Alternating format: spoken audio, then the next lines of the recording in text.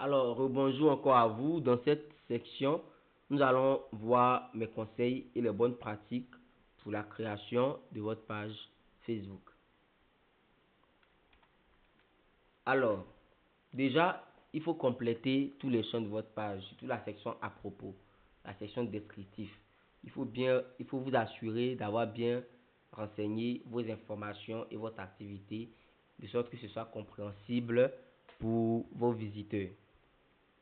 Si vous avez un site internet, n'oubliez pas d'ajouter le lien de votre site internet et d'indiquer aussi précisément votre secteur d'activité.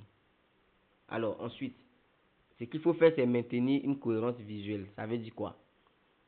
Et éditoriale. Ça veut dire que lorsque les gens vont venir sur votre page, il faut que euh, les couleurs soient harmonisées. Il faut que les couleurs soient harmonisées. Il faut que les polices soient similaires. Les polices, c'est la manière dont les écritures sont. C'est-à-dire, il y a les écritures gras, les écritures moins gras, mais il y a les écritures un peu en fantaisie. Donc ça, c'est la police pour ceux qui ne connaissent pas. Donc il faut que vous utilisez les mêmes polices. D'accord? Donc, dans notre domaine, on appelle ça la charte graphique. Donc, il faut que vous ayez une charte graphique pour votre page, pour que votre page puisse avoir cet aspect-là professionnel. Ok? Ensuite, un élément sur lequel je mise beaucoup, c'est que vous devez travailler avec des visuels de qualité.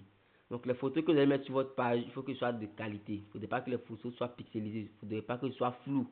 Il faut que ce soit de qualité, de graphique, les vidéos.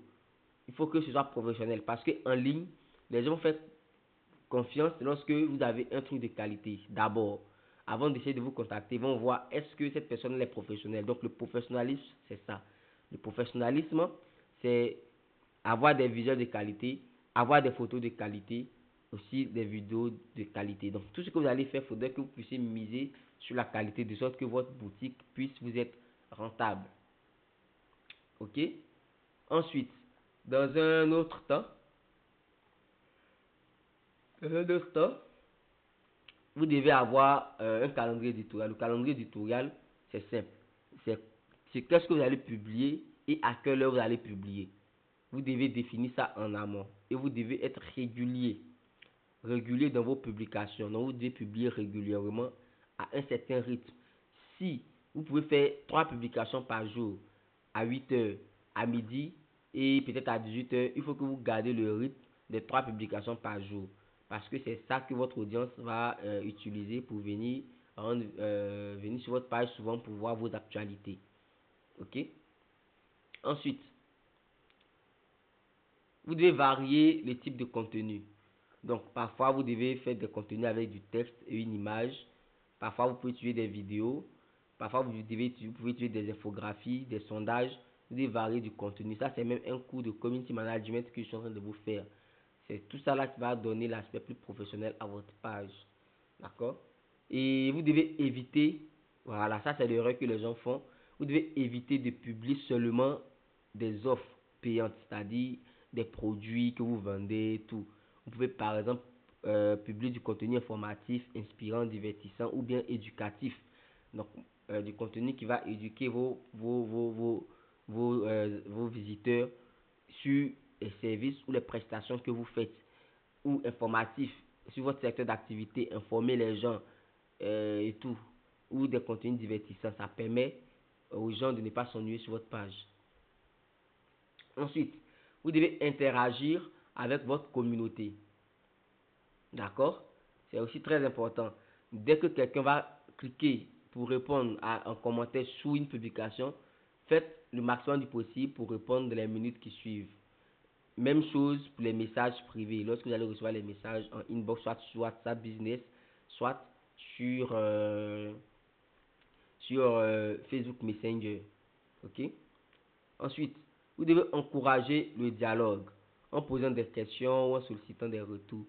Donc, ça permet de créer, excusez, ça permet de créer de l'interaction avec votre fanbase. Donc, vous posez des questions sur certains sujets, posez des questions sur la qualité de vos produits, de vos services, sur leur satisfaction et autres. Donc ça, c'est aussi des avis positifs et des retours négatifs que vous devez gérer. Donc les avis positifs là, vous devez les valoriser lorsque les gens commentent positivement sur votre page. Vous devez dire ah merci beaucoup vraiment pour l'estime, merci pour la confiance et tout. Vous devez trouver un bon thème pour répondre à chaque fois. Variez aussi la manière de répondre pour ne pas que ce soit trop linéaire. Mais il y a les retours négatifs aussi que vous ne devez pas supprimer, mais que vous devez prendre en compte de façon professionnelle, répondre avec professionnalisme. Ça va montrer aussi votre engagement à vouloir vous améliorer.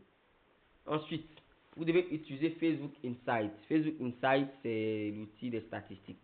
Donc, chaque fois que vous allez faire des publications, vous allez voir les statistiques des publications, voir ce qui a bien donné, ce qui n'a pas bien donné. Ça, c'est un cours de community management, un petit cours que je vous donne là, hein, dans la création des pages.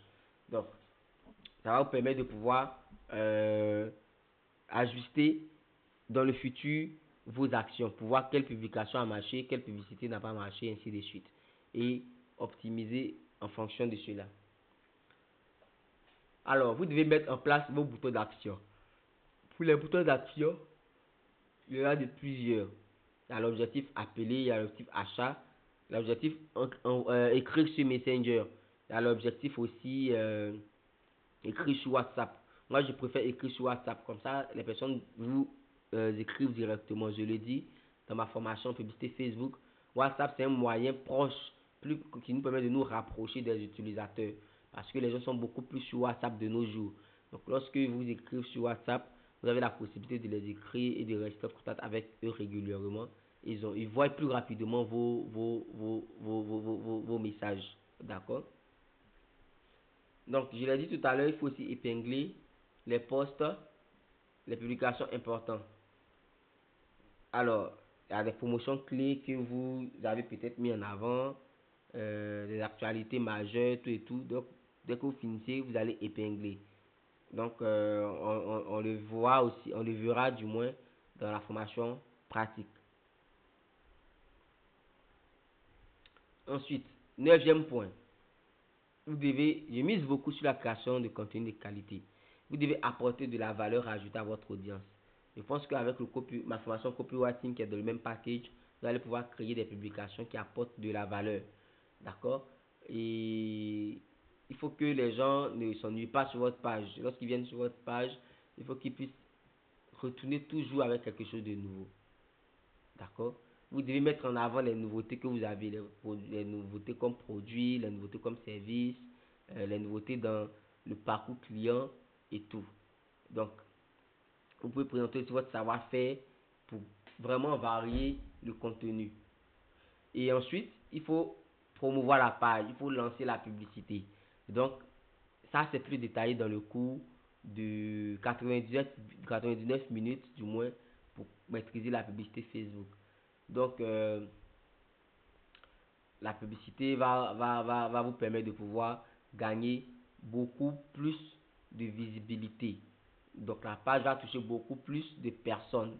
Donc, une fois que vous finissez de créer votre page comme ça, il faut lancer une publicité pour avoir des abonnés, vos premiers abonnés. Vous pouvez les avoir à partir des recommandations que vous allez lancer. Donc, demandez à vos amis de s'abonner à la page. Mais vous pouvez aussi lancer de la publicité pour pouvoir avoir vos 100, 300 et autres premiers abonnés. C'est très important. Alors, merci d'avoir participé à cette formation sur la création de pages professionnelles. Maintenant, nous allons passer à l'outil pratique.